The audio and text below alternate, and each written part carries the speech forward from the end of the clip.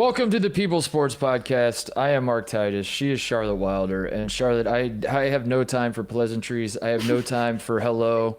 I have no time for how are you? How have you been? What have you been up to? Because I have been obsessed with Rosenbaum, this series that we are creating, and I cannot get it out of my head, and it's all I want to talk about. So, all right, Mark, that's where I'm at right now. That's how I come into the show today. You know, I mean, I don't know if you saw my missed call on Monday, but I was calling you because I was so excited. I was like, we have to talk more about this. And you were like, what if, then on our planning meeting yesterday, I was like, I guess I could just, we could talk about it on the show. I'm so I think Rosenbaum could be the next big thing. And can I just say one thing real quick before we dive in? Speaking of television shows and the next big thing, I've got a really nice iced coffee here because I stayed up way too late. I want the people to know, I think some of them will be very happy to find out I finally started watching Bridgerton. And I stayed up so late because everybody was like, this is such a sexy show. And for the first few episodes, I was like, is everybody like pulling my leg? Are they just trying? And then I stayed up till I got to the sex scene and I was like, oh, okay, now I can go to bed. I was like, I just need to know that the people weren't lying to me. And so that's why I'm tired. But, I'm holding it together. I'm ready to talk Rosenbaum. So let me get this straight. You watched the show just for the sex scene and then you went to sleep. Like, that is, I just want to say, to see what everybody was talking about. I was like, this show, there is the most that happened so far in this show is that somebody kissed somebody else. And then apparently it just turns into like this raunchy situation. And I didn't believe that. And then I did believe it. And I was like, all right, you were all right. Now I can rest easy now. Anyway, so are you gonna continue watching the show?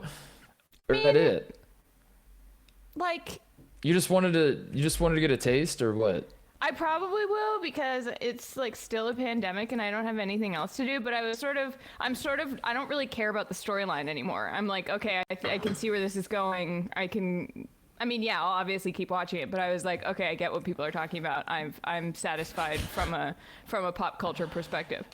Is that how you consume TV? I'm so fascinated now because, like, if we're gonna go together, if we're gonna go in on this together and write a TV show, I need to understand how Charlotte Wilder's brain works when it comes to TV. I watch full series when it's good. Bridgerton was like trashy entertaining. It wasn't. I fast forwarded through a lot of parts because I was so bored by some of the dialogue. So I was like, if it's good, I'll watch the whole thing. If it's not, I just need to see what people are talking about so I don't feel left out. All right. Which probably says more about me than anything else. I was gonna say. Anyway. That is. I mean, there are a lot of people that are that way. It's just like, especially it feels like 3 or 4 years ago. This might just be my own experiences talking. I might be the guy that just like, I because I experience it, I assume that everyone else has the same experience. But it felt to me like 3 or 4 years ago was like peak TV where you just lead conversations. You see friends for the first time in a long time, and the first thing out of your mouth is like, "What shows are you watching?" Totally. What show? Oh my God, you haven't seen? And there's like 7,000 shows, and if you haven't seen all of them, one of your friends are just picking, trying to find like the one show you haven't seen, and then they're like, "Oh my God, you haven't seen that." And then so it got to a point where I was sort of in the same boat, where when I was watching shows, I was just doing it just to like say like, "Yeah, I've seen that." Like I wasn't even watching some of them. I would just like read on Wikipedia what the heck going on. Yeah. I've read the plots of some shows to be like, I just need to know what happens. Also, though, on Netflix there is a sports documentary to talk about sports for a second. It's not really sports, but it's about these. It's 40 minutes long. It's a very easy watch. It's about kids who do speed Rubik's Cube and the world record holders, and it is the most moving thing I've ever seen. Like I cried. I legitimately cried. So everybody should watch that. Let's do Rosenbaum. Hit me. I've had 2 on caffeine. So tell me what you got, Mark. Well, I was just saying, the last thought on all this was you reminded me when I was at the Ringer, I pitched an idea of writing a Game of Thrones guide for people that don't watch Game of Thrones and like wanted to jump in on the final season because it's the most elaborate. There's 17,000 characters and like, what do you need to know, whatever. And I was going to write it in like a very stupid way where it's like, so the hot chick is banging her brother, and then the short guy is actually like I was gonna like write it in like the dumbest way possible, and it was the only thing I've ever pitched. It's really the only thing I've ever pitched in my life that got shot down, and that was when I should have just. I should have just tendered my resignation right then and there. Also, that's Because really they were funny. like, the ringers like, we take Game of Thrones seriously, dude. This isn't a goddamn joke to us. And I was like, all right, well. They're like, do you know how much See ya. money we've made off this HBO series? And you're like, yeah, but also when you say it out loud, Yeah. this is the plot. No, that's funny Anyway. because when I was at Sports Illustrated, one of my dearest friends, Jess Matan, and I had a podcast together, and there was a segment where, like, I would explain Game of Thrones from someone who didn't watch Game of Thrones. Like, we would talk about Game of Thrones even though I didn't watch it. Yeah. And that was basically your, like, so. It was but I watched it. We've like always you actually watched it, but it was like, I watched like every second. I just wanted to break it. I wanted to dumb it down for people that like wanted to get in. The whole point was like, if you have not been watching this show and you want to be a part of the conversation, don't bother watching the whole lead up to this season. Like, here is all you need to know is like there are 3 I could've used dragons. that. One of them. I wish they'd said yes because I had no idea what was going on, but I didn't want to be left out, so I pretended I did. It's the reason I don't work there anymore, Charlotte. Let's talk about Rosenbaum. So, yeah, I was fired when Tate left. All right, so if you have no idea what we're talking about, Charlotte, on Monday we did a bonus episode where we were talking about Space Jam because last week the show we did was we were recasting Space Jam 2, right? Everyone remembers. So then on Monday, someone wrote in and told us, speaking of one of the Looney Tunes, Yosemite Sam, are you aware that his full name, his full canonized name, is Samuel Michelangelo Rosenbaum? That's his name. And you and I could not believe this.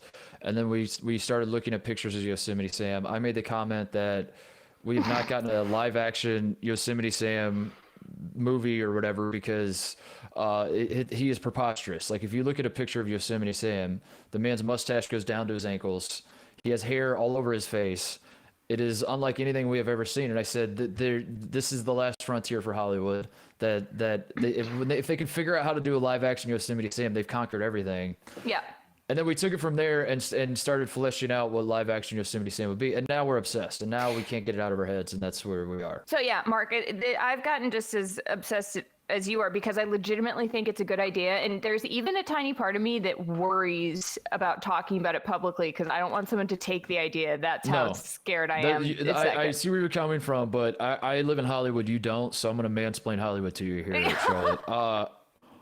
These people are snakes. They're jackals. They're gonna take your idea no matter what. So let's get it out in public. You know what I mean? So like the public knows. If we talk about it, there's a record of us having come up with it. There's a record of they're gonna take because if you keep it secret, someone's gonna jack it anyway. Okay.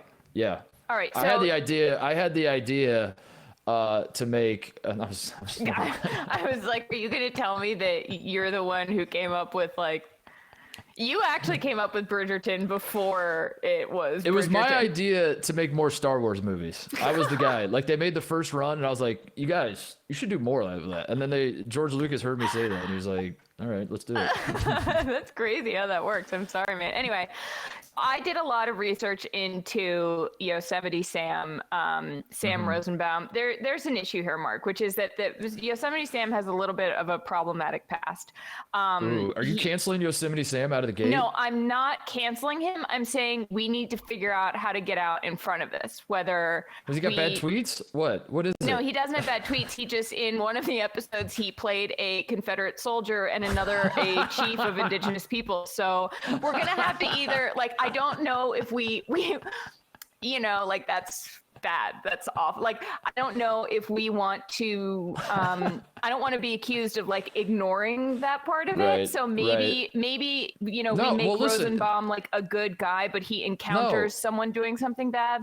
No, listen, Charlotte, there's a concept called the anti-hero. I mean, like Walter White, Breaking Bad.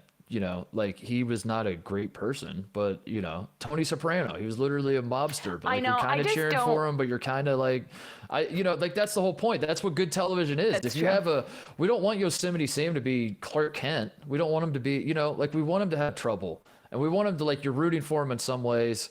But also, maybe there's a motivation behind it. That's what we have to do as writers. I just feel like we can make him. We can give that, but I think we should. Let's leave the really racist stuff out of No, it. we don't have to make them racist, you know, but I think, right. yeah, first of all, I got to say this.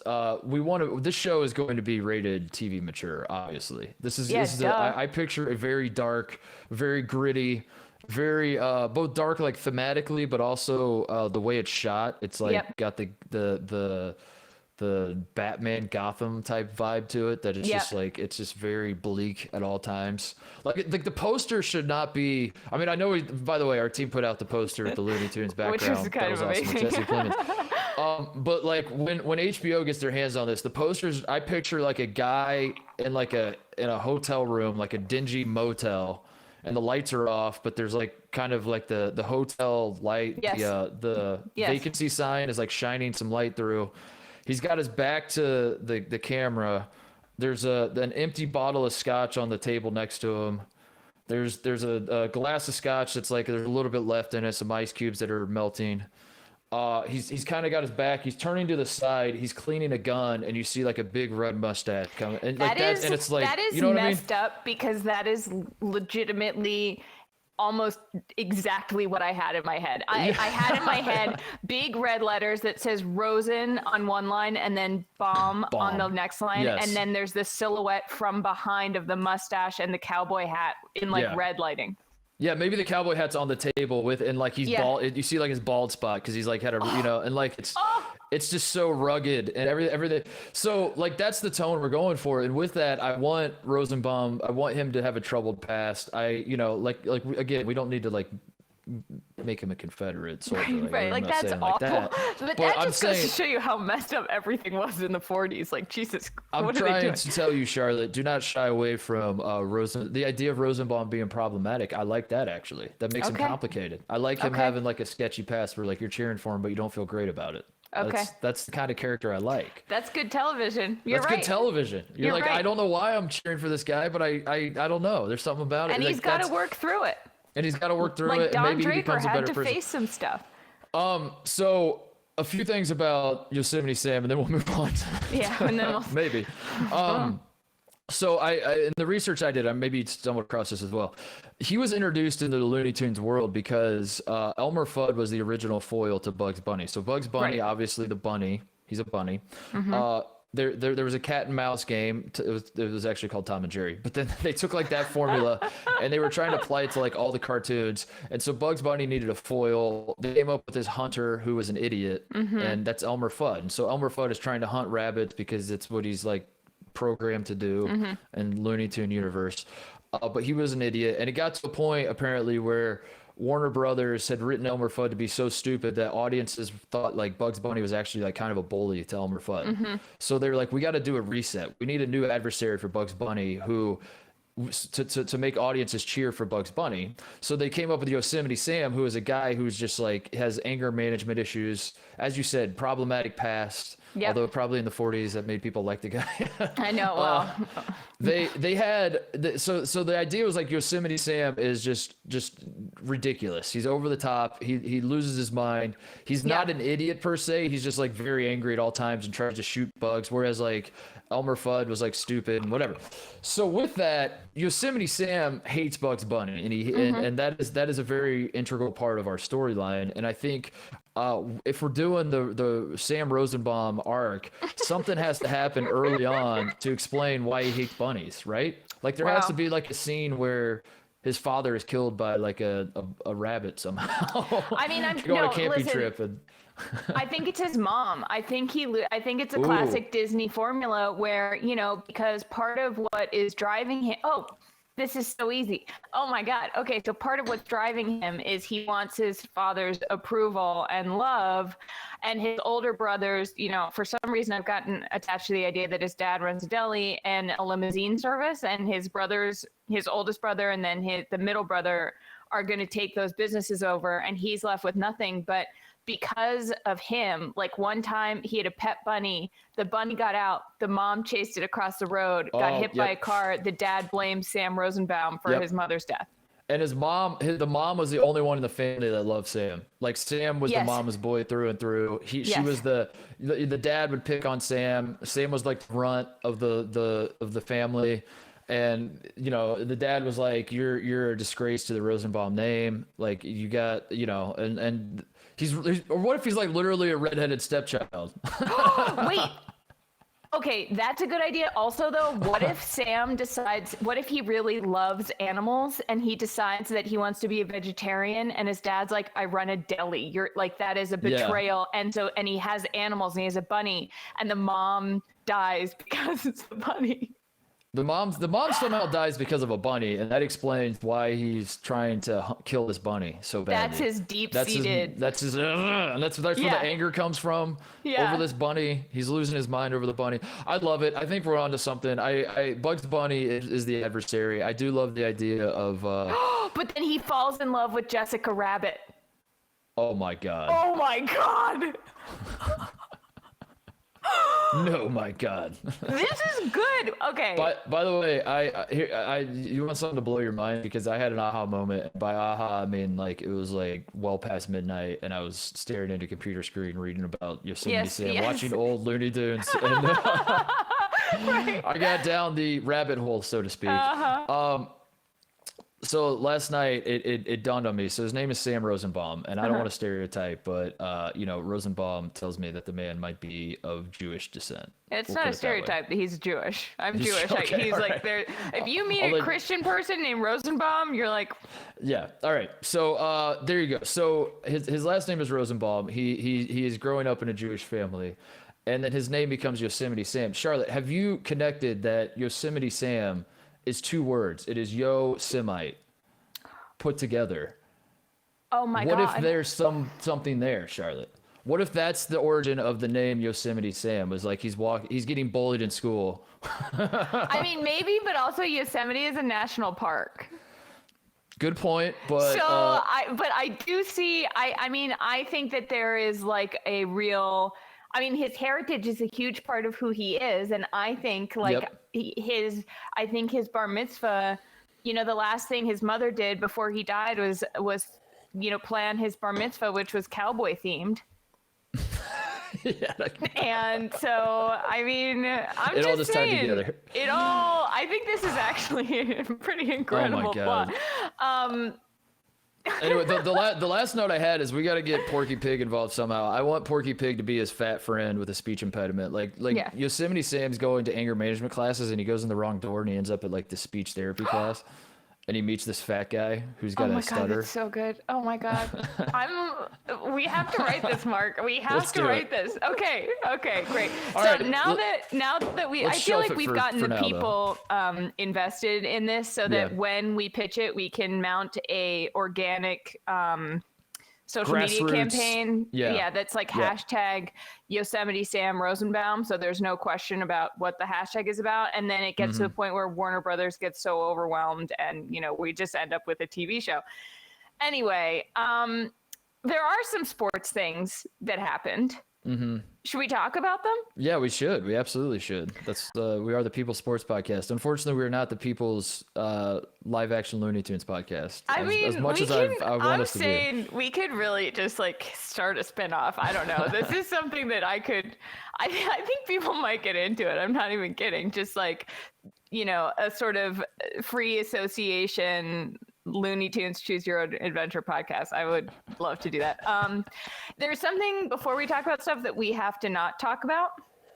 Can you guess what it might be? Does it have anything to do with Shailene Woodley and Aaron Rodgers? Would be where my first. Yeah, that's. It does. I was worried about that. The thing that we're not going to talk about is that he was on her Instagram story last night, lying in bed without a shirt on, reading a book about Jeopardy. And she's filming this, and she calls him my love. Now, hang on. And it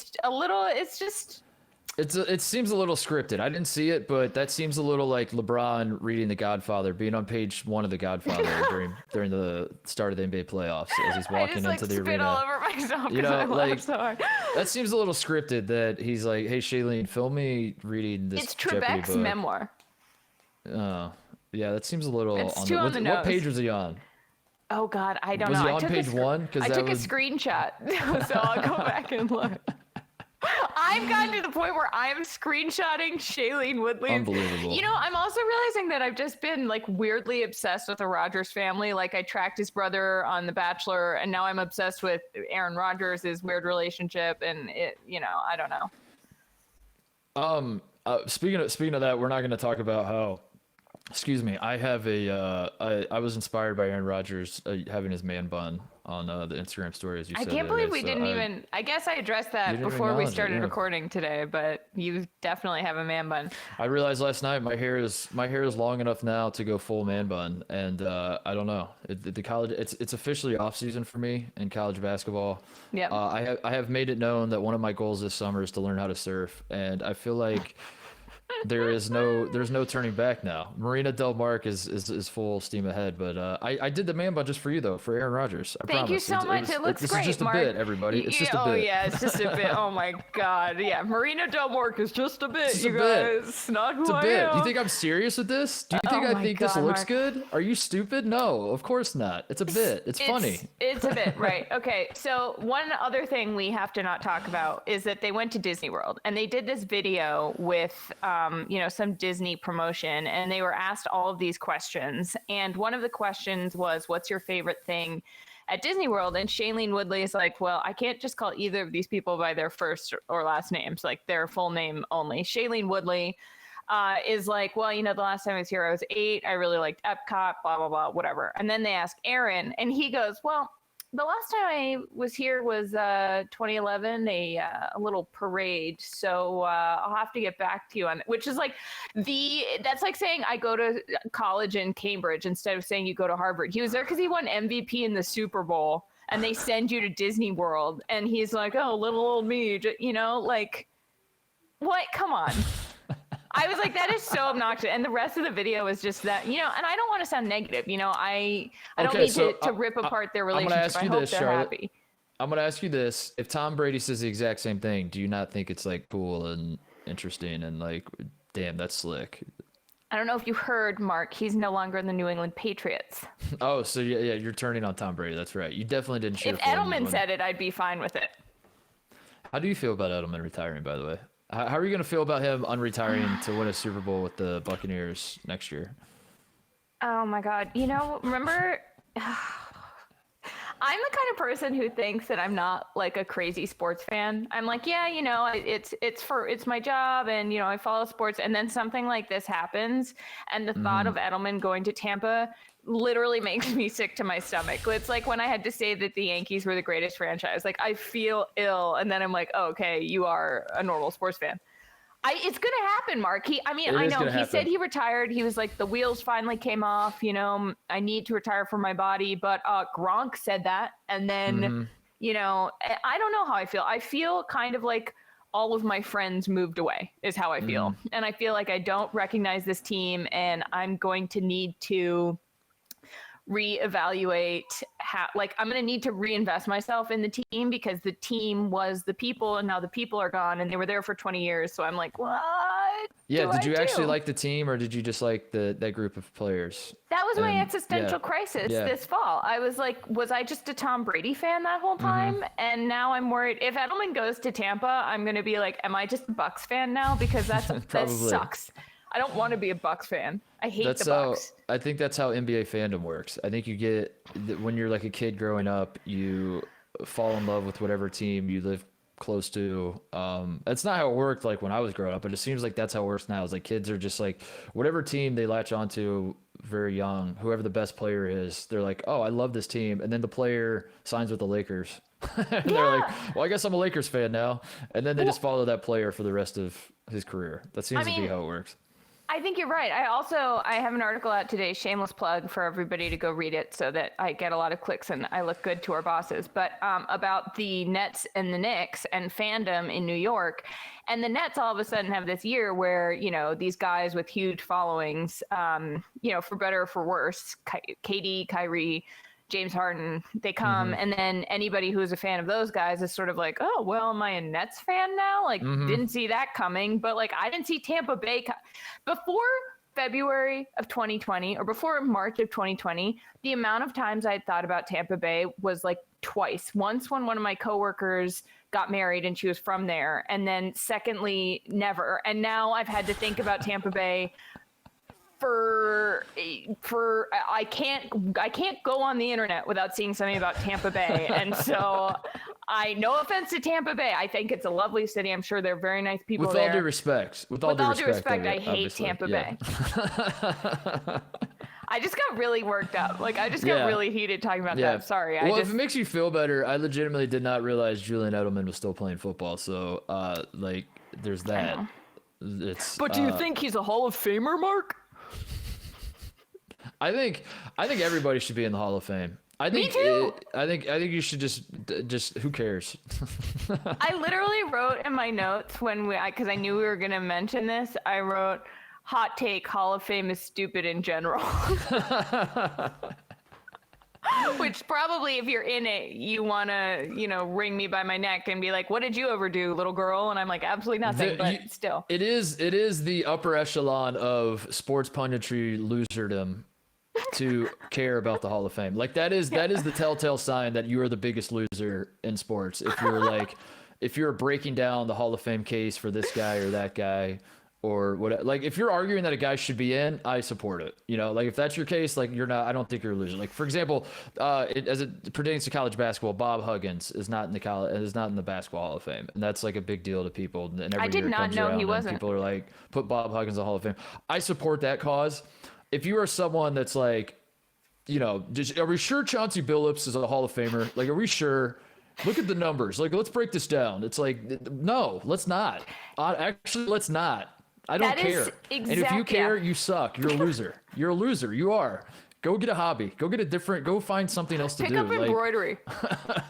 That's how I felt. Who cares? About the Edelman discourse, where I saw all of these tweets. It was like as though it were something new and original to be like, Julian Edelman's not a Hall of Famer. And I was like, first of all, he won a bunch of Super Bowls, and sure, like, could I name all of the catches he made that are important? No, but I know there were a bunch of them. And like, what else is the criteria at that point? Like, oh, sorry that his numbers. No, I mean, Charlotte. To be clear, he's definitely not a Hall of Famer. I don't know. I can't tell you. I can't name anything Julian Edelman has done that doesn't involve just like being on the right team at the right time.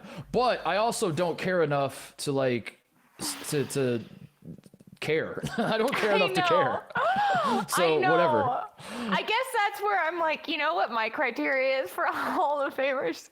If I like you, you should be in the Hall of Fame. Well, there you go. I mean, it is the Hall of Fame. Like, that is one of the arguments people throw out, is it's like, it's not the Hall of Very Good, it's the Hall of Fame. And I'm like, do you hear yourself? Because because you're saying the Hall of Fame, which means that, like, honestly, David Tyree should be in, because he's very famous. You say that name, people are like, I know the name. That's fame. That is fame. And I'm a Pats fan saying that. Yeah. Yes, he should be in the Hall of Fame. Like, you should, if you're famous for literally anything, you should be in the Hall of Fame at that point. So, like, who cares? We deserve a star on the Hollywood Walk of Fame, or whatever the heck they call, whatever the heck. I'm really worked up about this. My God. Speaking of Hall of Fame jackets, how about this segue? The NFL. That's a good segue, Mark. The gold I see jackets. what you did there. Can we talk about Hideki Matsuyama winning the green jacket at the Masters, and then showing up in the Atlanta airport with his jacket draped over a seat, and then just like carried the jacket around? He did not get a garment bag for his jacket. He did not choose to wear the jacket. This was interesting to a lot of people because in a lot of people's minds, and most of them are old white men, this is the most prestigious sporting trophy you can win, is the green jacket. And Hideki Matsuyama, it's not that he was disrespecting it, is that he was just very casual with how he was carrying it around. But at the same time, Charlotte, what is the man supposed to do? What else, like, if you don't have a garment bag, if he folds it up and stuffs it in his luggage, that's disrespectful. If he wears it, he's kind of a douche, like he would get killed for like being the guy that's like trying to call attention to himself. That's like wearing the band tee to the concert. Right, and he's very much like not that type, because I mean, like, even when he won it in the first place, he was like kind of, mellow about the whole deal and all that. It's like he did not seem like a guy that's going to be wearing his green jacket around like a like a guy, like a hockey player carrying the Stanley Cup and just walking in public like pointing at everyone saying, "Give me free drinks." So if he does that, that goes against what his persona is. So I don't know what else he was supposed to do. I felt. How do you see it? What was this a bad thing? Was this Matsuyama's fault? Is this the Masters' fault? No. First of all, I kind of think that the Masters jacket is the best trophy in sports. The best. Yes. And What? because here's why. Hear me out. First of all, I love that you can carry it around more easily. It's not some hunk of metal where you're like, cool, what am I supposed to do? Like, Whoa, drink hunk out of of this? metal. Rob Manfred, is that you? God damn it. No, it's practical. Like, if you wanted to wear the jacket, sure, you'd kind of be an asshole, but like you could wear the jacket. Secondly, or thirdly, I forgot what number I'm on, but I think there's something really delightful. To me, it seemed humble that he was being that casual about it. He was like, Yes. Here's my jacket. I didn't know what to do with it, really. I didn't know how to carry it, but I care about it a lot. So I'm trying not to, exactly what you said. It's just here with me. And I thought there was something very endearing about that. That was my take. I agree with you. I could not disagree more that the green jacket is a good trophy. I think it is one of the worst trophy. Why do you think make the case that it's the worst trophy? Okay, because it does not pass the, if we didn't do I'll say this about the Masters in general, and I say this as a guy who watches every second of the Masters that I possibly can. I download the app, I stream it onto my TV. I in no way, shape, or form think that the Masters is bad, or I'm not trying to be a contrarian in that regard. I love the Masters. I drink it up just like the rest of America. But also the entire hook of the Masters is just the tradition, which, is kind of straightforward, whatever. That's a lot of sports. I get that. But with that, if you try to, it does not pass the, if this didn't exist and we tried to pitch it today test, right? Like the Masters in general, if you really think about it. Is that seriously your metric for trophies? For a lot of things, yeah. I mean, if you really stop and think about it, the Stanley Cup would pass. If the hockey didn't give out a trophy and then they're like, we want to give out a trophy, here's the trophy we're giving out, everyone would be like, that's pretty badass. I want to win that trophy. Right. And if a golf tournament came out of nowhere and they're like, if you win, you get to put on this jacket, I think a lot of people are like, I'm good. No thanks. In fact, they did do that. When they introduced the green jacket initially, my understanding is that people were like, what? I mean, I'm also like, there's got to be some problematic past to the green jacket. Probably. Somehow. If you dig deep enough, there's some, something dark. It's got bad tweets too. Was the jacket sending it? Is it fired up tweets? Dude, the jacket has 4 burner accounts. The jacket and Brian Colangelo's collar are actually friends. But the thing that's the thing. So what makes the Masters so good is the tradition, but also if you really boil it down, it kind of makes the Masters a little stupid, just in the sense of think about the 4 golf majors, Charlotte. The other 3 all have very, very easy pitches to people. If you didn't know anything about golf and you're like, yeah, there are 4 big tournaments that everyone cares about. So number 1 is the oldest tournament in the world, the Open, aka the British Open to American people, but it's just prestigious because it's the first golf tournament, so people want to win that one. We have the US Open, which is also very old. It's also technically anybody in America could win the thing. If you are, if I started right now and I don't even have to become a professional golfer, I could just go get good at golf. And we should probably try that. Try that? Should I try it? Should I win the US Open for the show? We should try out for the US Open. But the way the US Open works, very large field, everyone can, it's an open. It's right. Cool. So it's that's a cool trophy. That's whatever the soccer, the FA Cup in English soccer, where all the little semi-pro beer league teams can play against Manchester United and try to, so that's the appeal of the US Open. The PGA Championship is the governing body of the highest governing body of golf, and this is their championship. That's easy. That's an easy pitch. The Masters, the pitch is in the 1920s, Bobby Jones decided he wanted to make a really awesome course. Right. And just make it be perfect. And you're like, oh, okay, that's cool. So what do you mean? You're like, I don't. He just everything was just gonna be perfect, and then it was gonna be kind of hard too. That's literally it. That's why we. So what? Is there a story to it? Did he do this for the president at the time, or was there a no? It was just kind of he just felt like there should be an awesome course, so he just made one. Oh, so why is it in Augusta? Is there a reason for? He just kind of lived there and just thought it'd be easy for him, and it was just kind of convenient for him. That's the story? That's it? It literally is a tradition unlike any other, because it isn't really a tradition. It's there's some no tradition, guy who wanted to... they sold the I don't want to say myth because it is awesome. Again, I believe in like that course is the best course in the world. But it just sort of like built from there, and like that's what the green jacket was too. And they're like, we'll just give out a green jacket, we'll just do everything different. And I bet at the time everyone was like, this is the dumbest thing I've ever seen. But then you keep doing if you believe enough, Charlotte, at a certain point, people are like, I love this thing. This is tradition. That's what I'm banking on with Rosenbaum. So there you go. Yeah, exactly. If we do it enough, people are finally, we're going to brainwash it. No, I get that. And I think that's right. And I think it's kind of funny to think about starting a new tradition now. You know, it would be if I were to be like, you know what, I mean, I'm not in any position to do this. So this is actually a bad analogy. So never mind. But that it's true that to start anything, it has to begin as just a thing where people are kind of like, what? And I feel like with the Masters, the idea was like, let's make the course so sick that people have to be like, well, okay. Didn't they use like World War I architects to like for trench warfare to like design? I'm pretty sure like there was some really, you know, deep landscape architecture nerdery that you can go down with that. But I don't know. Anyway, so you don't like the jacket. Well, so there's that. It's just like it's a weird the origin story of it. It's just bizarre as well because I don't think that people like initially this wasn't something that people were excited about. They're like, huh, what's going on here? The other thing I don't like about the jacket is that and again, I can't stress enough. Like I like the jacket insofar as like I have connected my brain to like. You know, I've been conditioned to like the jacket because I understand that if you're wearing the jacket, you're a Masters champion. I love the Masters, but when I stop and like deconstruct it, I'm like, this is kind of stupid. Right. Right. that when you win, you go into Butler Cabin, you sit next to Jim Nance. You have like the guy who runs Augusta National. He gives you his tie. Yeah, and the whole scene is like, this is so weird. And then the former champion puts it on, and it's always like awkward because you put your first arm in, and then your second arm you can't like really get in. You don't really know what the angle is, and you're kind of like twisting that around and trying to. And you put it on and it never really fits right, and then you're like, cool, I guess I gotta wear this now. And then Charlotte, are you aware that up until recently, if you won the jacket, you had to like leave it on Augusta National grounds? Like you couldn't even take it. You couldn't take it with you?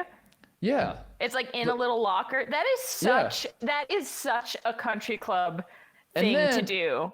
And then here's the other reason I hate the jacket. So like, okay, I get that part. So then like every time the Masters happens, every time you come to Augusta National, I'll throw on my jacket.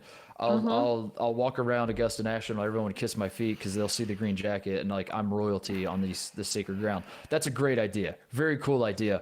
What makes it uncool is that if you watch the Masters, you notice that there are about 1,000 old dudes wearing green jackets around Augusta National, and they're all like, yeah, like the guy who starts the tournament that says like 4 plays on the first tee, Tiger Woods. That's true. He's got a green jacket on. The guy that was in the Butler Cabin with Jim Nance, he didn't win the Masters. How does he get a green jacket? So it's not even that prestigious. I really it's just like, never put that together. It's just like if you're a member of Augusta National, I think you get a green jacket. So like imagine the level. That's like everybody who works at the NBA and like leads people to their seats carrying around a Larry O'Brien trophy. Yes. Imagine the disconnect, the ego that you must have for if I were to start like a basketball award. Or like if I started a club and I welcomed LeBron into my basketball club and he'd be like, what?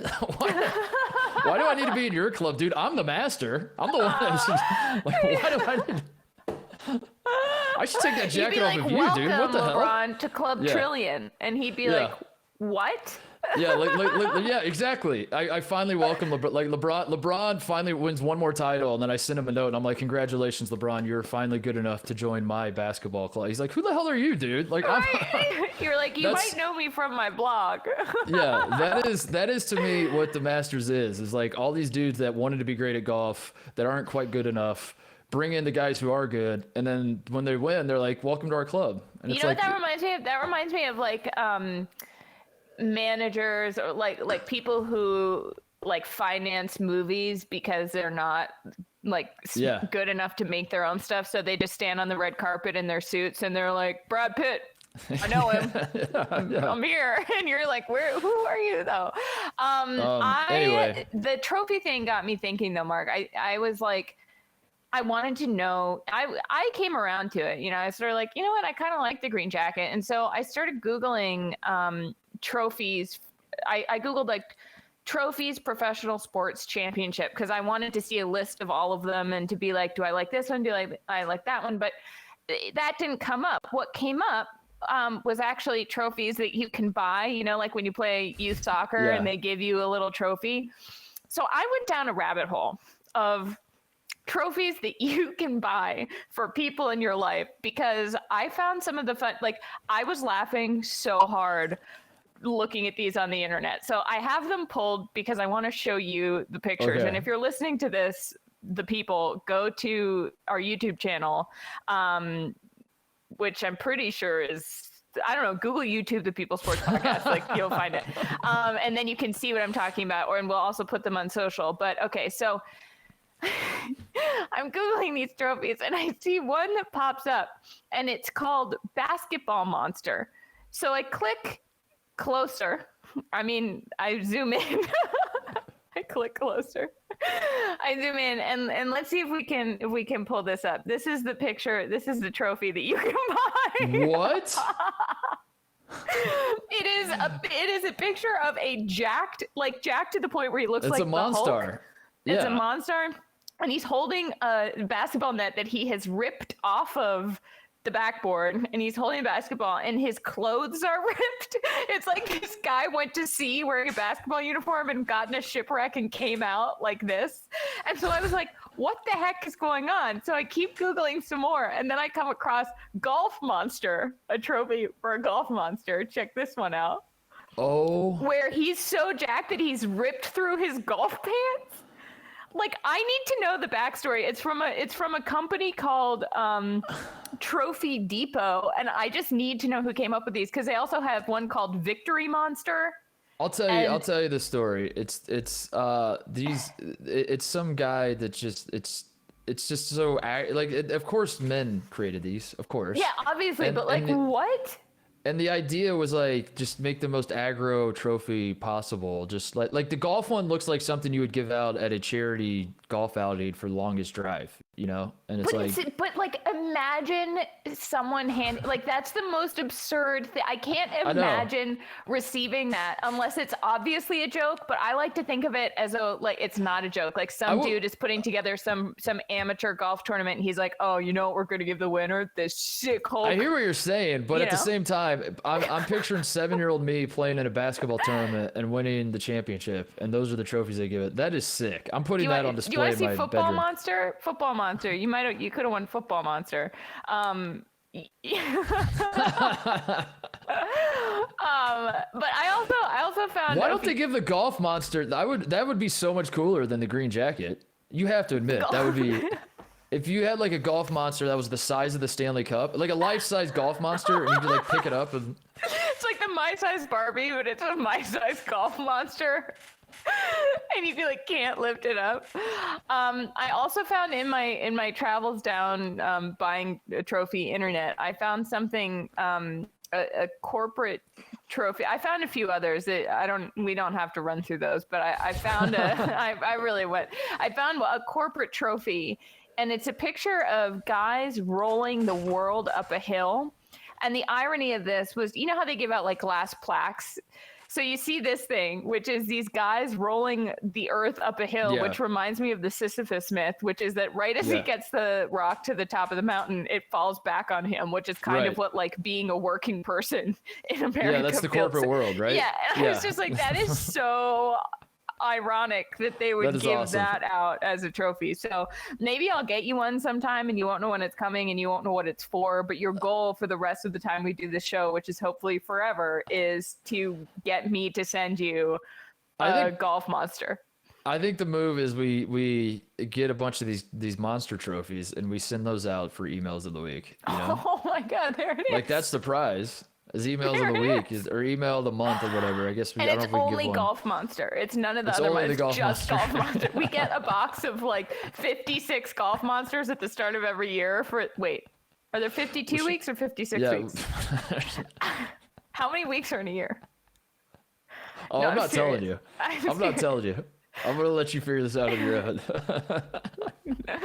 Our lovely producer chatted it to me. It's 52. Oh my god! Why would you do that, I Kat? can't do math. I can't do math. I was getting flustered. It was like when you asked me to explain icing. Anyway, wow, I did say 56 off the bat, didn't I? You did say 56. Oh, we should get used golf monsters that have already been given out for various that just says like longest drive Uncle Bubba's.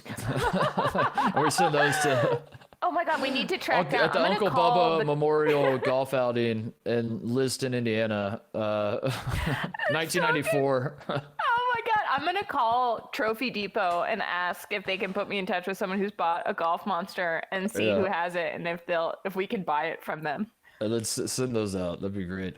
Are there any other like what is the worst trophy? Since you like the Masters trophy, surely there's a trophy out there that's like I mean, say one that people know. I guess I'm gonna be honest. I don't like the Commissioner's Trophy, the trophy that you get when you win the World Series. It's a bunch of tiny little flags in a circle. Yeah, of course, it's a hunk of metal to you. Yeah. Yes, it's a hunk of metal. I hate that. I mean, it's called the Commissioner's Trophy, which is just the stupidest name ever. Like, I don't want a trophy. You know, you want it to be something sort of grand. You want it to be, I mean, I guess all trophy names are stupid, like, you know, whatever. Some guy's It does name. feel like it feels like the corporate trophy you just showed, where it's like, congratulations on climbing this mountain, getting all the way to the top, but just as a reminder, I'm still above you. The trophy is mine, and I'm giving it to you. Exactly. So, but good job, guys. Good. That's what the Masters is too. It's like, congratulations on being the best golfer in the world, but you know, I also have a jacket. I also have a jacket, so. Right. But good job. Good job, though. I don't find the Commissioner's Trophy visually pleasing. It seems to me, and maybe this is because I grew up in a house where we always had pets, but it seems really breakable. You know, like it a does cat seem very breakable, could knock that off, and all of the little flags would just pop right off that trophy. It looks like it looks like a crock pot with a bunch of like little party sausage links, hot dog links in there, and you're taking to the toothpicks, and you're just like. Absolutely. That's why I don't like it. Yeah, that's what that trophy reminds me of whenever I see it. I'm like, man, I should make some little meatballs. Yeah, hungry. and I can't think of, you know, because the Larry O'Brien and the Lombardi, it's pretty straightforward. It's like, here's a basketball, here's a football, like, we get it. But the WNBA has a pretty bad trophy. I looked that up last night. Speaking of basketball one, it's just like two like poles with a basketball in the end. I don't know. You have to look that one up. I know. It's kind of a dud of a trophy. It's kind of lame. Yeah. The Larry O'Brien I like enough. Yeah. The Lombardi needs to be bigger though. That's my stance on that. It also seems too pointy. It's too small. Yeah. You need to like, cause like every time they hold it up, it looks like they're just kind of like, it looks like the Vortex, you know? The Nerf football? The Nerf Vortex. You can just like chuck it. Which is why they threw it, which is why Tom Brady threw it on the boat, because he's like, oh, look at this thing. It looks like it's asking to be thrown, you know? It does. It really does. It is begging you to toss that across the living room. The worst ones, I'm trying to. I have a handful of bad ones. Like I think the World Cup trophy is pretty bad. What is that one? What does that look like? It looks like they put the globe on like a gold pedestal. And then they left it out in the sun too long, and it just started melting. Oh, yes. That's bizarre. And then it's also like that big, and like every time they hold, and then you get this the you know, like the World Cup's every 4 years. It is the most prestigious trophy in the world for team sports in terms of like people's interest, you know, global interest. The global interest. So all these players obviously spent their entire lives trying to win this thing. They finally win. Like so many things have to go right. You have to be so good. You have to train your entire whatever. You finally win the trophy. They hand it to the captain, and then like the whole team wants to like touch it or like be in on the picture. And the captain lifts it above his head, and then you just get a bunch of guys standing around him, and they're just like doing jazz hands because they're like, I wish I could get a hand on that thing, but I don't know what to do, so I'm just gonna be like, we did it. And then the confetti shoots and everything, and it's a bummer of a trophy in that regard because you know the whole World Cup is hyped up so much. You're like, this is the event in the world. This is it. This is all that anybody cares about, and then they win it, and you're like, for that. That's what Mark. I think what I'm sensing here is I think we can both agree that trophies should be massive. They should be massive. I agree with you. It's really hard to win a championship. People Yes. don't talk about that enough. It's really hard. Only one team can do it, and there are a ton of teams. And so when you do it, you should get like a giant silver tree house, and you can like sit in the trophy and like play. Right. Trophy. You should get a castle. I think a castle should be. I think that should be a. You should trophy. get a cat cottage, like one of those pet things made out of silver. Also, funny story, I ordered a butcher block the other day, like one of those kitchen like island things, and instead they sent me a cat cottage. And I was like, this could not be different. I'd never had Amazon just like, it was like going to Dunkin' Donuts and being like, can I get a small, medium ice? And they give you a lawnmower. I was like, okay. So you're saying if you win a sporting competition, you just want someone to hand you the keys to a Discovery Zone in the 1990s? Yes, give me. And you're like, I just want to out. jump in the ball pit. Like that's what I want my trophy to be. I want to have the whole. I want a Chuck E. Cheese. I want unlimited pizza and game tokens. With the animatronic band. Can we go to Dave and Buster's, please? I want a lifetime membership. I don't even know if you could belong to Dave and Buster's, but I want a lifetime membership to Dave and Buster's is what I want. You know what other trophy sucks? Is the Wimbledon women's trophy. Like the men have like the real trophy. This should be a crusade for you. This is a good sexism crusade. That You're a woman here. I'll throw my weight behind this. That the men Wimbledon trophy is awesome, and then the women's trophy is a plate, which seems a little on the nose. You know, if you're like, you know, you can serve sandwiches on this. Yeah. Yes. They're like, here's a plate. You want a tray for your kitchen?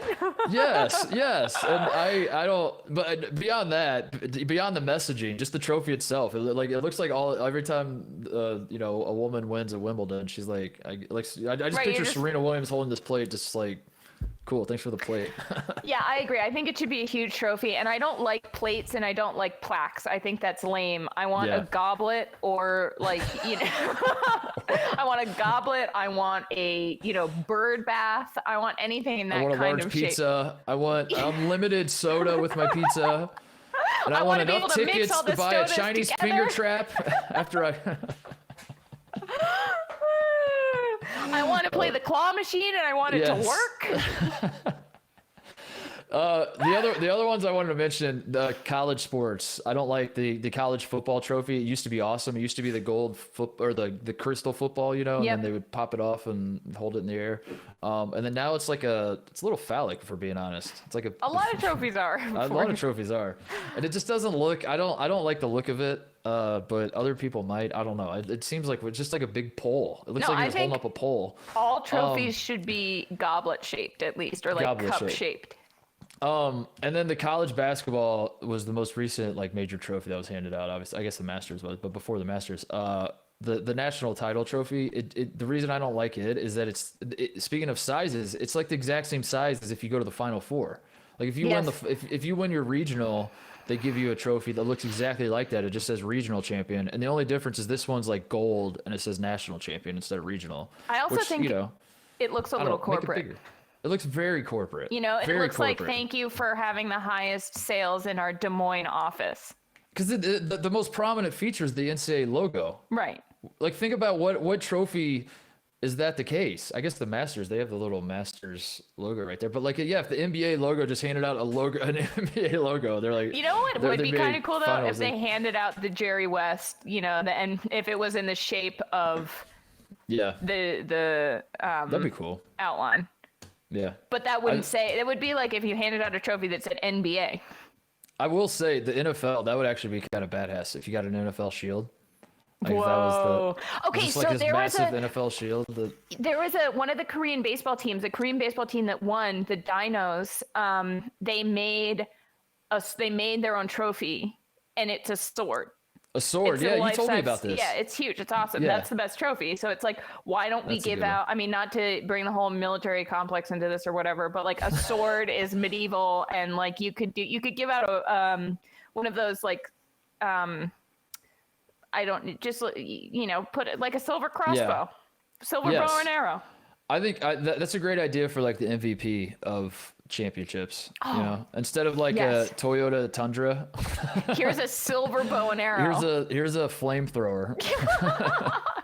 Here, we made you a gold-plated.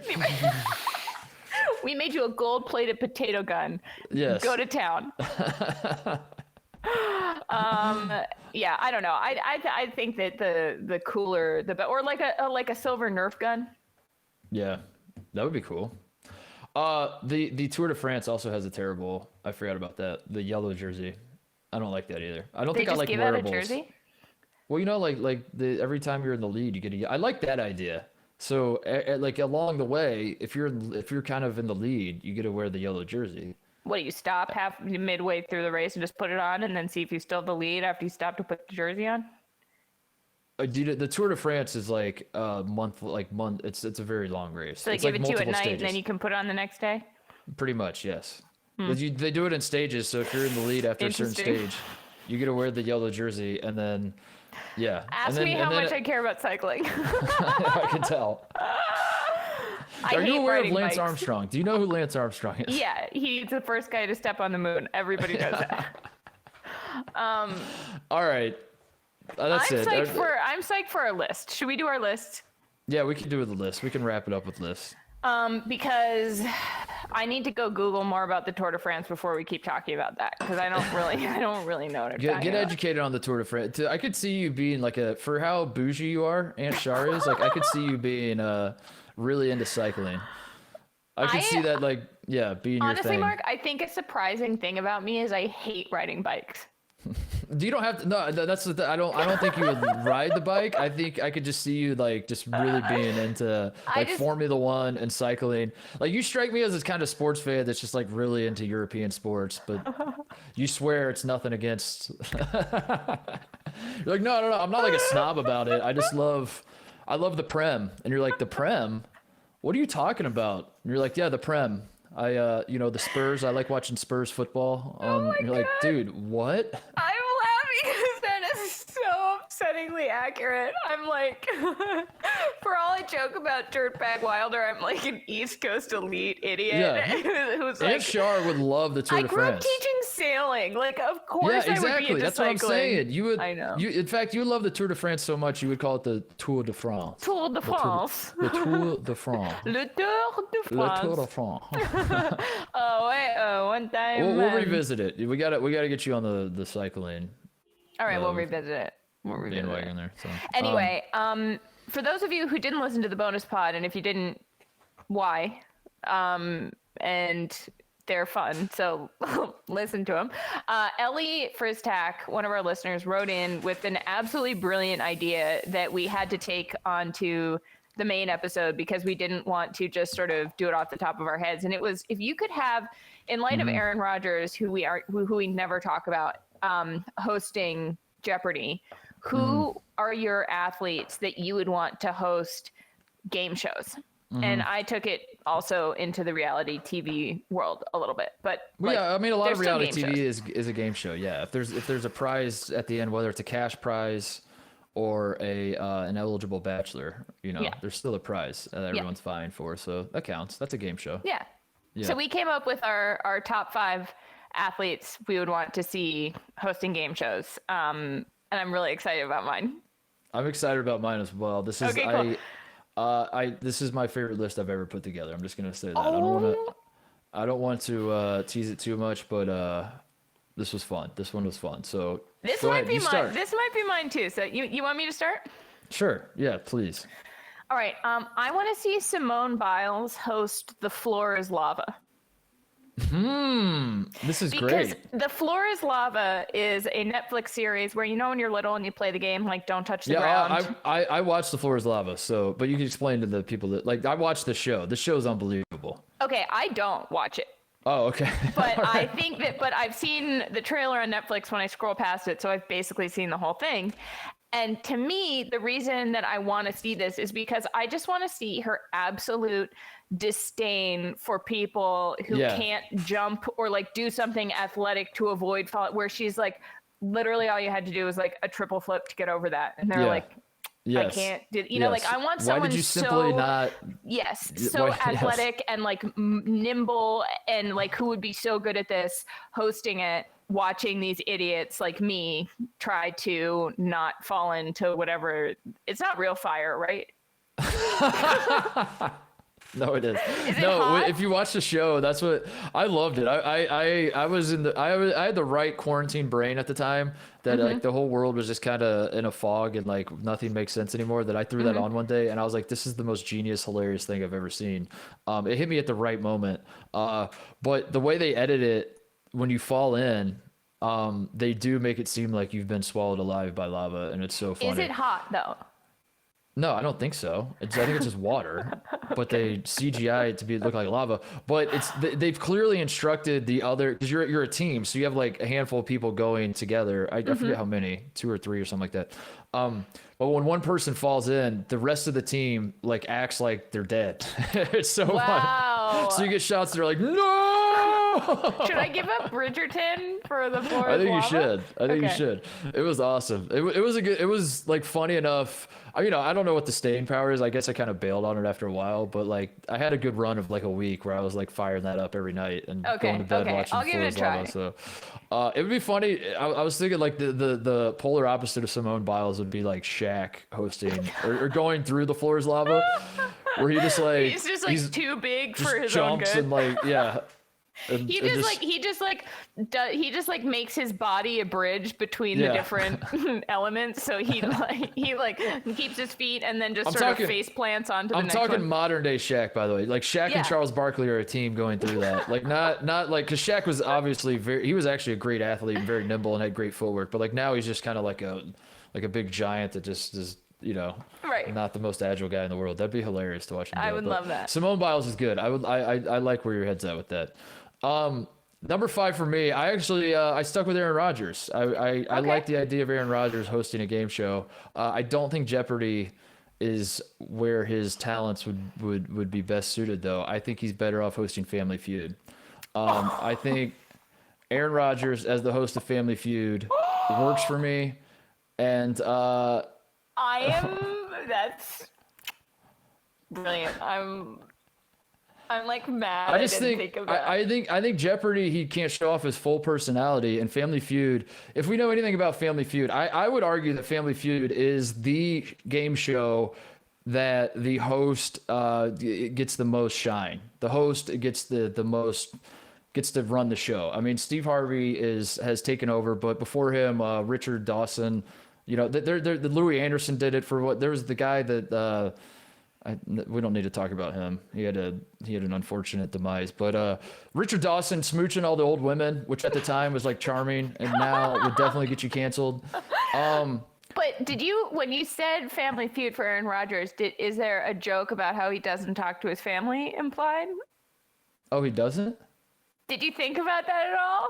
Because Oh that's my why I God! thought that Oh, was that's such brilliant. I didn't think about that. The whole thing is that he doesn't talk to his family. Oh, that's a good point. That's why I lost Yeah, it, that's because perfect. Well, like put that higher than 5 then. funniest That's thing I've ever heard. Oh wow, put that higher then. Wow. All right, yeah, I like that then. That's it plays on many levels. So I guess Wow. I guess that should be my number 1. I'm sorry, but I have it at number 5. No, that's okay. Stick to Okay, all right. stick to your list. I just think that's why I like lost it. That's why I was like, oh my God. Wow. Okay, that's tough to say the rest of mine now, but my number 4 is Andy Murray, the tennis player hosting the Great British Bake Off. I love it. I love Because this. he's British, he's Yep. very serious, he takes everything very seriously, very tough competitor. He wouldn't smile, he wouldn't joke, this would not be a game for him.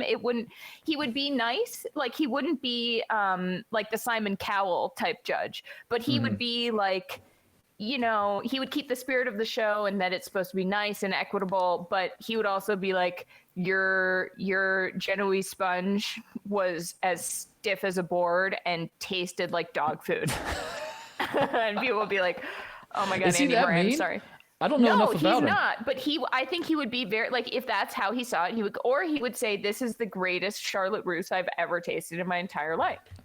I guess I don't know much about Andy Murray's personality. I do know him as being very, very British, like unapologetically British. But like when he Yes. won Wimbledon, it was a massive deal Yeah. because a Brit won there, and that like never happens because, as it turns out, the British actually suck at sports, even though they invented them all. They really do. They're not very good. They kind of do. Andy Murray right? is so British that like you know, I can't make a joke about how British he is because I can't really think of one, but he's so British, and that just seems like the perfect match. How British is it? I feel like we're playing the match game now. How He's British so is British. it? How British is it? All right, who's your 4? Number 4 for me, I think this one made my list because I was thinking about right now, you know, like the game shows have been around forever since television has existed. We've had game shows, but I was thinking right in this moment, if you're thinking about a show that moves the needle, like the game show that moves the needle for people, and you're thinking about an athlete that has almost universally, but is almost 100% approval rating. So I was thinking throw those two together, and we have a great match. And that match looks like Patrick Mahomes hosting The Voice. So I think. Oh my god! Also, his voice. What? Patrick Mahomes' froggy voice. Mark, you're accidentally being absolutely brilliant. Oh. Are you kidding me? Oh, he does have a weird voice, doesn't he? I'm losing my mind. Oh my god. What is happening? You were accidentally putting No, I together thought- the I mean, I most just thought, like- unbelievable list I've ever heard of. I was just trying to come up, like, if you're trying to, like, that seems like it would do the best ratings. Patrick Mahomes seems like he's one of the biggest stars in sports, and The Voice is a show that everyone seems to watch. And he so put them sounds together. like a frog. Oh my god, your subconscious was hard at work when you made this list. Also, I watch The Voice and I love it, I'm gonna be honest. Do you? Yeah. Who are the judges now? All right, now we've got Blake Nick and Jonas. Adam still around? Nick Jonas, Blake Shelton, John Legend, Kelly Clarkson, Gwen is there some seasons, Gwen Stefani. Kelly we're on a Clarkson's first there? name- That seems a little and the whole cross-contamination. time, You can't have and the an whole American time Idol. she's always like, well, you know, I won a singing competition, so I don't think she's allowed to say the name on air, but she uses that as a pitch Oh to my get people God. to choose her to be her coach. It's really tired. That is a bigger betrayal than the "Can you hear me now" guy doing ads for Sprint. I know. Or, Well, yeah, I that's still what he can't did, talk right? about that. Yeah, that's Wow, Patrick Mahomes hosting The Voice. wow. I And didn't even Aaron think about Rodgers that. hosting That's a- Family Feud. I'm going to send you the Monster Golf Trophy. You are just crushing it. Do you have anything else you want to add about Mahomes and The Voice? I'm sorry. No, I that was hijacked it. your That was my moment. I just rationale. It was just lost like, it. you know, I mean, I didn't put a ton of thought into it. I just thought, let's do monster ratings, and that to me would do a monster rating. And I just would like to see Patrick Mahomes, and he's just a likable guy. He's fun, and I would like to see him host The Voice. So He sure is. there He you go. sure is. Do you know that Carson Daly hosts The Voice? And I didn't know who Carson Daly was. What? What? You didn't know who Carson I mean, Daly I knew was? his name, but I saw him up there and I was like, who's this idiot?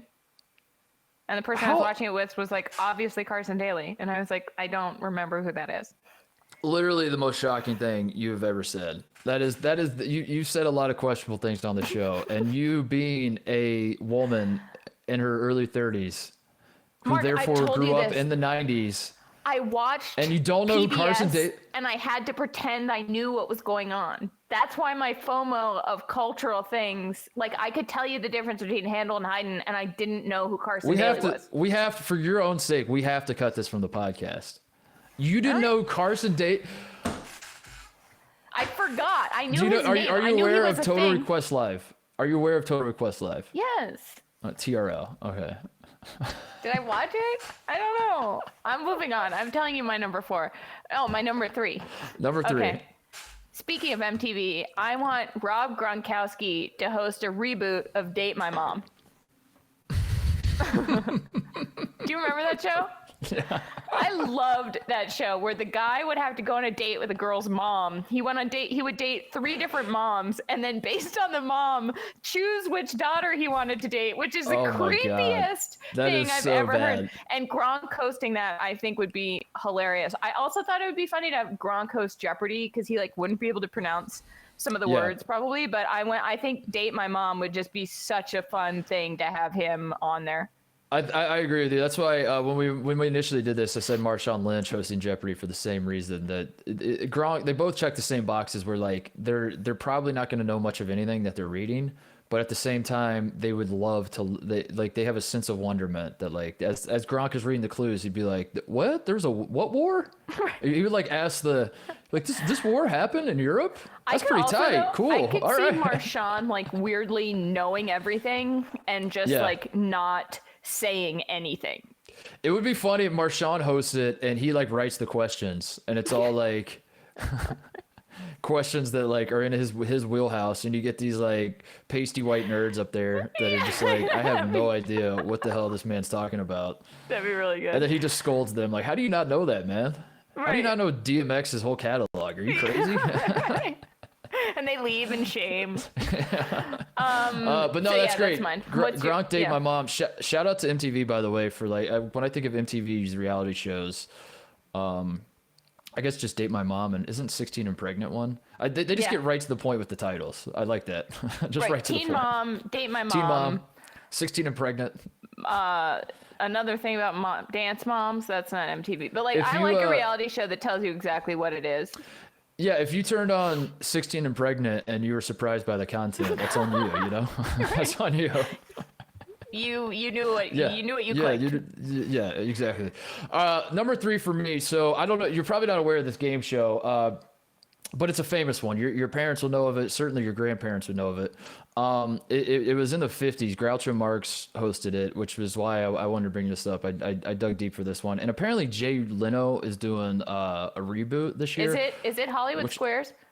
It's not Hollywood Squares, but Jay Leno reboot are like 3 of the most terrifying words in show business, by the way. But they're apparently bringing it back. It's a show called You Bet Your Life.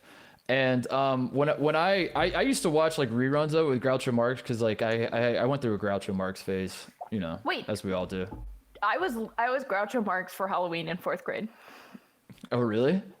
I was obsessed with the Marx Brothers. I know there you like go. every word of every Marx Brother. I could sing you the song from A Night at the Circus right now. Oh my God. I went through a phase, Charlotte. I didn't go through a lifetime. You opened up to me, and I trusted you, and I opened up to you, and you shot it down. It's like, not like that. That's. I'll find the picture. I'll find the picture of me dressed up as Groucho Marx. But anyway, what made the show so awesome was Groucho Marx hosting it, which is why it's not going to work with Jay Leno hosting it. But anyway, for that reason, I wanted an athlete who also has just a personality, maybe not as fun, but like is very much a personality. Is a man that will say what's on his mind. It's a personality-driven show, Charlotte. So for that reason, I want Pete Rose hosting the show You Bet Your Life. Wild. That's it. That's like that. What is the premise? What is the premise of the show? It's just like every other game show. Pete Rose hosting, but he like wouldn't remember anything. Hasn't Pete Rose been canceled? Probably. He's been. He's been too canceled to host something. I will say no. I think Pete Rose is so. He's been canceled so many times that it's come back around. That he's like, you know what I mean? Like there are certain guys. Would be like, we're bringing Pete Rose back, and everyone would be like, "Are you kidding me?" And they'd be like, "Nope, we're doing it." I feel like Pete Rose is like kind of the OG Chet Hanks, where you cancel him. So like every time he opens his mouth, you cancel him, and then it eventually gets to the point where you're like, I don't know, like what's the harm this guy's really done? I don't know. You're like, I guess. And then some people are like, it's kind of funny, you know. Oh, White Boy Summer, doesn't it? Oh my God, I'm like, buddy, that's like International Men's Day, man. Like. That's amazing. Yeah, no, that's Pete Rose, so You Bet Your Life. Oh man. All right.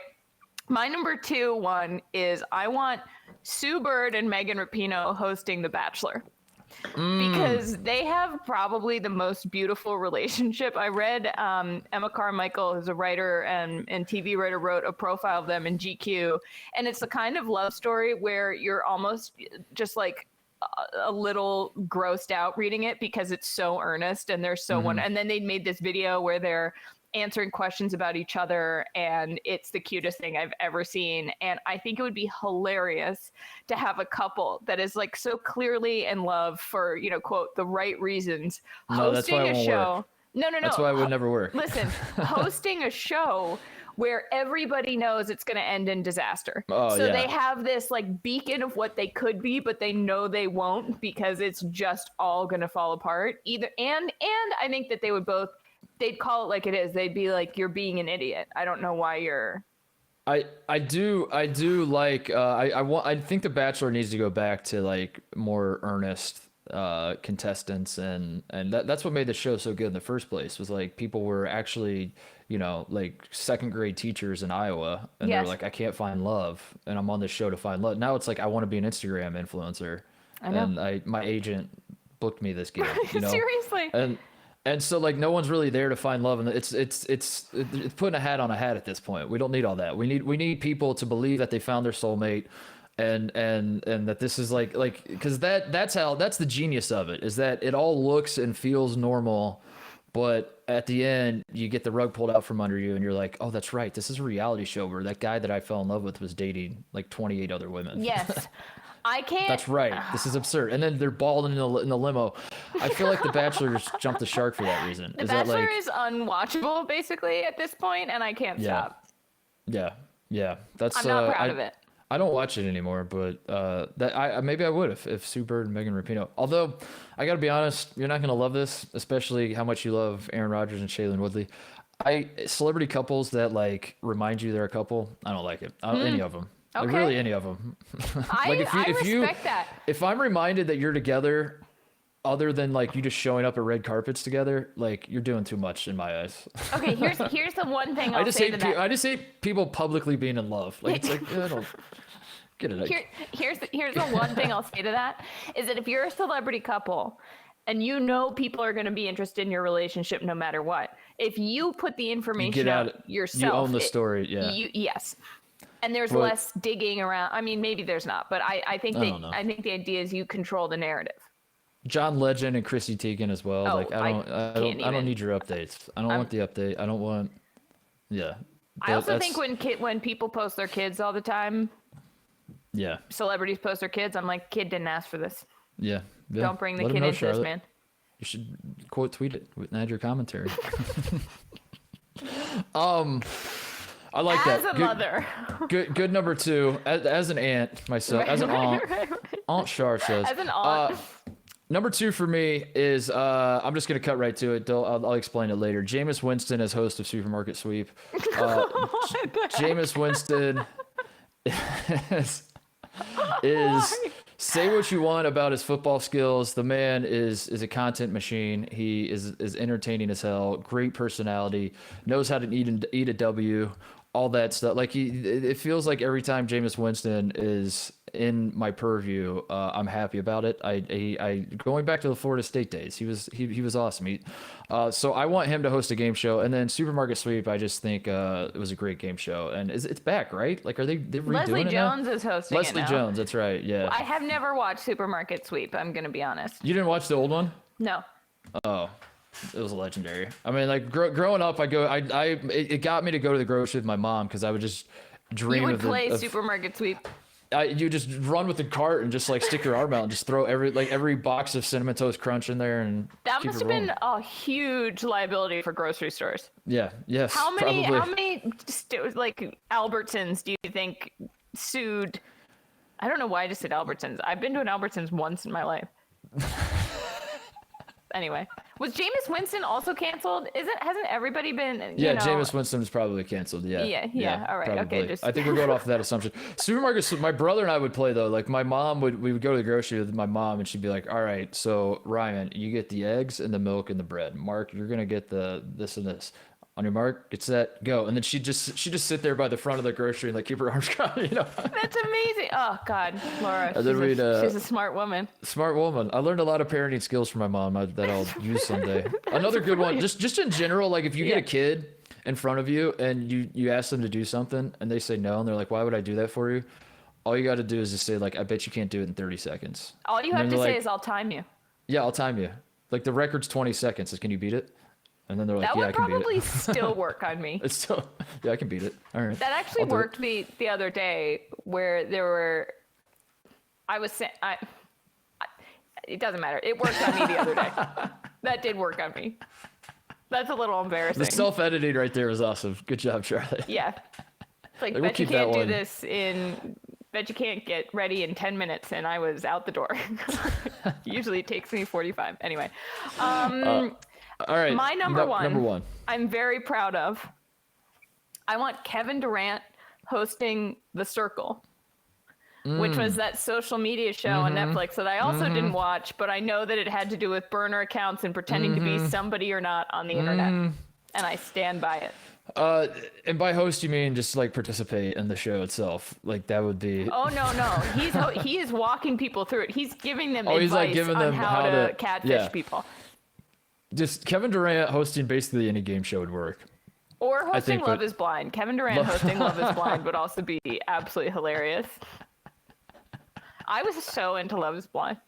Give me because we work in sports media, so you have to boil your takedown to you have to polarize it one or the The other. lowest common denominator. Yeah. Thumbs up or thumbs down on Kevin Durant? How am I supposed to do that? Well, I'll do it for you. Thumbs down. Big fat thumbs down. I'm giving a thumbs up. I give it a Because thumbs if you down give a with thumbs a. down for this to be a good show, I gotta Yeah, give a right. thumbs up so Well, that I we give it- can argue about it. I give it thumbs down with a fart noise. Okay. That's how you know it's real. I like it. Kevin Durant hosting The Circle is that's just delete your accounts, Kevin. Just log off. That's all it takes. Keep it It's going, not that Kevin. hard. It's not that hard. Always tweet through it, Katie. Number one for me. If you tell me you didn't watch the show, I swear to God, we were done with this podcast. Oh, That's no. it. Tell me, please, for the love of God, Charlotte, you watch Guts on Nickelodeon. Yes. Oh. I did. I loved Guts. I did. Oh my God, I'm so relieved. Number I one would for go me. to friends' houses who had Nickelodeon and I would watch Guts. So Mike O'Malley was the host of Guts, and he was a guy that was he's kind of a perfect host. You can't really upgrade Mike O'Malley, but if you're going to try, you would find an older man who was a personality himself. Who was Mike O'Malley was a little. He wanted you to think he was a little rough around the edges. He wasn't, but I don't know. I'm gonna quit justifying it. I picked George Brett of the Kansas City Royals fame to host Guts, and yeah. I'm and going to be make sense honest, I don't remember George Brett. Some people might, and they might understand why I picked him to host Guts, and others might not. And if you don't, maybe Google it. Maybe you just Google George Brett Guts. Did you pick, are all of your picks, were all of them canceled? Are these all like... No, they're not canceled, Charlotte. It's a theme. Like I made this for the graphic. Just the graphic we put out is George Brett hosting Guts. What happened? Can I Google him? just there's a YouTube video where he's talking about crapping his pants to everyone, to all his teammates, and now he poops his pants all the time. Do I have to explain all these things? You got Aaron Rodgers and Patrick Mahomes. You got Pete Rose, surely. You bet your life. Oh, gambling. Yeah. Jameis Winston stole crab legs. I don't remember that. Oh my... You And George Brett craps his pants. You punked me. I punked you, Charlotte. I got you. I got the first two. Oh my God. See, this is... I was trying to explain myself to somebody the other day because they were like, you're not a dumb person, but you just don't get certain things. Like there are some things that like I'll get like most of the way there, and then there are just some things that I don't know. And you just crafted. Oh my God, you just crafted the perfect punk Charlotte Wilder list. Yes, that was the goal. That was I had two you goals. played One, it off like you didn't know the Family Feud and the Voice yeah, one. Are yeah. you kidding me? yeah, I did. You're such a jerk. Oh my God. Of course I knew. Can you imagine the coincidence if I came up with all of these and like I didn't realize that? I did it to punk you one. I'm so embarrassed. Number two, I feel like this graphic is gonna pop on social media. I feel like you put out my list. That's gonna get people talking, and I did it for the list. I did it for the graphic. So humbled. I'm humbled. there you go. Good top. I told you this is my favorite list I ever put together. This was I worked hard on this one. And my list sucks in comparison. Oh my God. No, your list is good. I like your list. It's perfectly us, you know. Like you're earnest and I you're know, giving it and some you actual just thought, like and I'm just trolled me the entire time. That is so good. All right, I'm shaking your hand. I almost made Lamar Jackson be the host of Guts, but I feel like that was George Brett's a little more obvious for a certain crowd. Like if you've seen the video, if you know anything about George Brett, like other than his baseball career, it's probably like You know I that don't he know. You know pooped that his he pants. you know this video of him talking about pooping his pants all the time. So. As soon as you said that, you had a mischievous look on your face, and I was like, "Oh boy, The hardest part is like trying to like actually rational, like you know, like Patrick Mahomes is the voice, like trying to actually make the case for him hosting The Voice. I don't know what there is no case. It's just I don't know. I was like trying to actually sell you on the ideas. This is my favorite. This is my. I was like, why are you picking the worst people? Oh man, Mark, I am from Rosenbaum to Supermarket Sweep. There you go. That's it. Anything else? Do you want to sign off? We did it. I think that's it. We did it. I'm rattled. We gotta go. Goodbye, everybody. See you Monday. Hey pals, thanks for watching the People's Sports Podcast YouTube channel. For more of mine and Mark's very weird rabbit holes, stick around, watch more. You can subscribe, smash that subscribe button. You know you want to. We're going to give you all the weird stuff we possibly can.